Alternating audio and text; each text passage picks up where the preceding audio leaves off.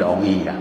或许之前有讲过啊，像那个害死叶辉那个秦桧啊，他现在转世在台中，在我们台中是个坤道，然后生了4个小孩，先生已经过世了，到今天要去度他求道，他那个佛堂在2楼，要上楼梯的时候啊，我们外人是看他原地踏步啊，可是他一直在讲说你们的楼梯这么高，都爬不到。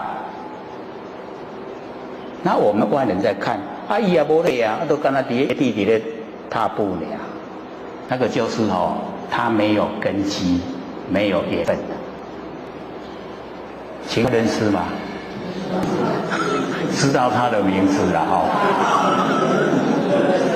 他在这个转世坤道前他转世牛，从他害死叶辉以后啊，转世牛转世到现在，民国的时候还当牛，在民国以后啊，才转成人的身体啊。你看多久？都那么苦，受那么苦很久的时间了，都一直在受苦。